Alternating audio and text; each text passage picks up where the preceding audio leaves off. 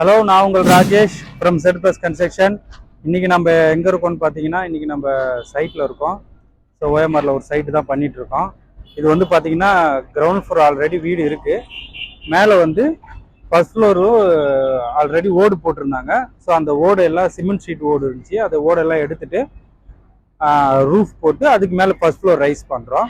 So அந்த work தான் இப்போ போயிட்டுருக்கு. ஸோ ஆல்ரெடி ரூஃப்லாம் போட்டாச்சு. ஸோ ஃபர்ஸ்ட் ஃப்ளோர் மட்டும் ரைஸ் பண்ணுறோம். செகண்ட் ஃப்ளோர் ரைஸ் பண்ணுறோம். ஸோ இந்த செகண்ட் ஃப்ளோரில் என்னென்னா, நம்ம இப்போ பிரிக் ஒர்க் தான் நடந்துகிட்ருக்கு. ஸோ அதை பற்றி தான் நான் உங்களுக்கு இப்போ சொல்ல போகிறேன். ஃபஸ்ட்டு என்னென்னா, நம்ம பிரிக் ஒர்க் பண்ணும்போது என்னென்னலாம் கவனிக்கணும், ஸோ அதை எப்படி நம்ம ஃபாலோ பண்ணணுன்றதை தான் நான் இப்போ உங்ககிட்ட சொல்ல போகிறேன்.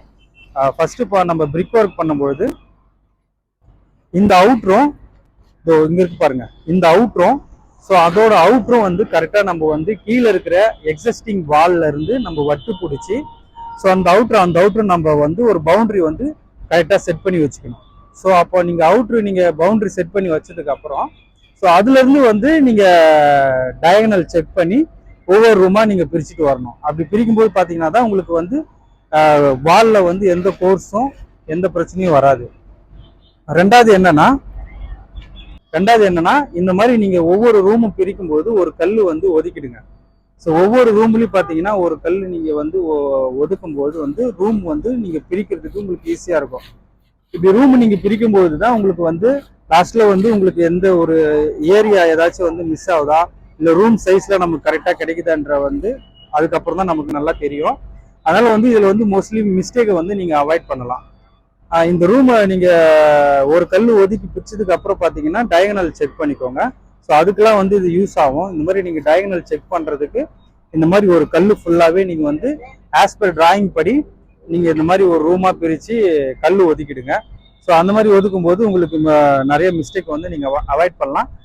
அப்புறம் டைல்ஸ் போடும்போது நிறைய கோர்ஸ் இருந்தால் கூட, ஸோ அந்த பூசு வேலை பண்ணும்போதும் உங்களுக்கு கோர்ஸ் இருந்தாலும் இந்த மாதிரி பிரச்சனைலாம் எதுவும் வராது.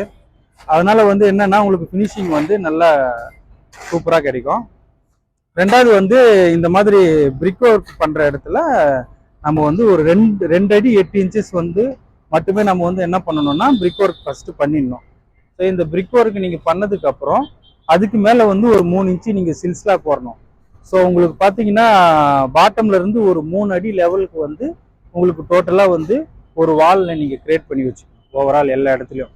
எதுக்காகனா அதுக்கு மேலே வந்து நீங்கள் சில்ஸ்லாப் போடும்போது ஒரு 3 இன்ச்சு சில்ஸ்லாப் போடும்போது கரெக்டாக 3 அடி வந்துடும். அதுக்கு மேலே வந்து நீங்கள் விண்டோ வைக்கிறதுக்கு வந்து உங்களுக்கு வந்து கரெக்டாக இருக்கும். அந்த விண்டோ வந்து இந்த சில்ஸ்லாப் வந்து சில பேர் வந்து த்ரூவாக ஒரே நீட்டாகவும் போடுவாங்க. சில பேர் என்னன்னா சில்ஸ்லாப் வந்து கட் சில்ஸ்லாப்பாக கூட போடுவாங்க. கட் சில்ஸ்லாப்னா உங்களுக்கு 3 அடி விண்டோ வருதுன்னா ஸோ அந்த பக்கம் மொத்தம் அந்த பக்கம் ஒரு அடி எக்ஸ்ட்ரா, இந்த பக்கம் ஒரு அடி எக்ஸ்ட்ரா, ஸோ 5 அடி மட்டும் என்ன பண்ணுவாங்க, சில்ஸ்லாப் போடுவாங்க. அந்த மாதிரி பண்ணுவாங்க. சில பேர் வந்து ஃபுல்லாகவும் போடுவாங்க. நீங்கள் பெஸ்ட்டு ஃபுல்லாக போடுறது பெஸ்ட்டு. அந்த 4.5 வாலுக்கு நீங்கள் கம்பல்சரி வந்து சில்ஸ்லாப் போட்டே ஆகணும். ஸோ 2 ராடு வச்சுட்டாச்சும் நீங்கள் வந்து என்ன பண்ணணும், 2 ராடு வச்சுட்டு ஃபுல்லாகவே வந்து சில்ஸ்லாப் போட்டுக்கோங்க. அந்த மாதிரி நீங்கள் பண்ணும்பொழுது என்னென்னா உங்களுக்கு வந்து இந்த வாலில் கிராக் வராது. ஸோ இந்த ஜாயின்ட்லலாம் கிராக் வராது. அது மட்டும் இல்லாமல் நீங்கள் ராடு வச்சு பண்ணும்போது என்னென்னா வால் வந்து வைப்ரேஷன் ஆகாது. வாலும் நல்லா பிடிப்பாகவும் ஸ்ட்ராங்காகவும் இருக்கும். லோடு உங்களுக்கு வந்து ஈவனாக டிவைட் ஆகிறதுக்கு உங்களுக்கு நல்லாயிருக்கும். ஸோ அதே மாதிரி நீங்கள் பிரிக் ஒர்க் பண்ணும்போது ஃபஸ்ட்டு காலம் போட்டுடுங்க. காலம் போட்டுட்டு பிரிக் ஒர்க் பண்ணுங்கள். அதுதான் என்றைக்குமே நல்லது.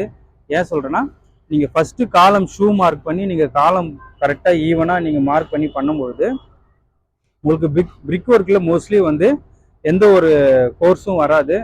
உங்களுக்கு பார்க்குறதுக்கு நீட்டாக இருக்கும். நீங்கள் காலம் போடாமல் சில பேர் வந்து பிரிக் ஒர்க் பண்ணிவிட்டு ஸோ அதுக்கப்புறம் 2 சைடு வந்து அடைப்பு வச்சுட்டு காலம் போடுவாங்க. அந்த மாதிரி பண்ணாதீங்க. அந்த மாதிரி பண்ணும்போது என்னன்னா உங்களுக்கு 2 சைட்லேருந்து நீங்கள் அடைப்பு வைக்கும்பொழுது 2 சைடில் அடைப்பு வைக்கும்பொழுது என்னன்னா பிளேவுட் வச்சு வைப்பாங்க. பலகை வச்சு வைக்கும்போது அப்போ என்னன்னா காங்கிரீட்டில் இருக்கிற வாட்டர் எல்லாமே வந்து பலகை அப்சர்வ் பண்ணிக்கும். ஸோ அப்போ என்னன்னா காங்கிரீட்டோட ஸ்ட்ரென்த் வந்து கம்மியாக வாய்ப்பு இருக்குது. ஸோ அதனால் வந்து நீங்கள் பாக்ஸ் வச்சு போடுங்க காலம். அதை பாக்ஸ் வச்சு காலம் போட்டுட்டு அதுக்கப்புறம் நீங்கள் வந்து பிரிக் ஒர்க் பண்ணுங்கள். அப்போ தான் வந்து ஒர்க்கு பார்க்குறதுக்கு குவாலிட்டியாகவும் நீட்டாகவும் இருக்கும். இப்போ பாருங்க காலம்லாம் நம்ம பாக்ஸ் வச்சு போதும் எவ்வளோ எந்த அளவு ஃபினிஷிங் இருக்குன்னு பாருங்க. இதே நம்ம பலகை வச்சு போட்டிங்கன்னு பார்த்தீங்கன்னா நிறைய ஹனிகோம் வரும். ஏன்னா வாட்டர் ஃபுல்லாகவே வந்து அதை அப்சர்வ் பண்ணிக்கும். இந்த மாதிரி பண்ணும்போது பார்த்தீங்கன்னா ஒர்க்கு நீட்டாக இருக்கும். ஸோ இதுதான் இப்போ நம்ம இப்போ பண்ணிட்டு இருக்க ப்ராஜெக்ட்டு.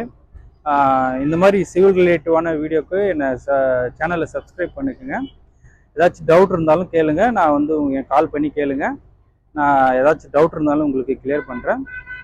இந்த மாதிரி நம்ம சென்னை, பாண்டிச்சேரி, விழுப்புரம் இந்த 3 லொக்கேஷனில் வந்து நம்ம சிவில் கன்ஸ்ட்ரக்ஷன் ஒர்க் பண்ணிகிட்ருக்கோம். ரெனோவேஷன், நியூ பில்டிங் எல்லாமே பண்ணிகிட்ருக்கோம். ஸோ இந்த மாதிரி என்கொயரி ஏதாச்சும் இருந்தாலும் எனக்கு காண்டாக்ட் பண்ணுங்கள், நான் உங்களுக்கு கோட் சென்ட் பண்ணுறேன். Okay, thank you.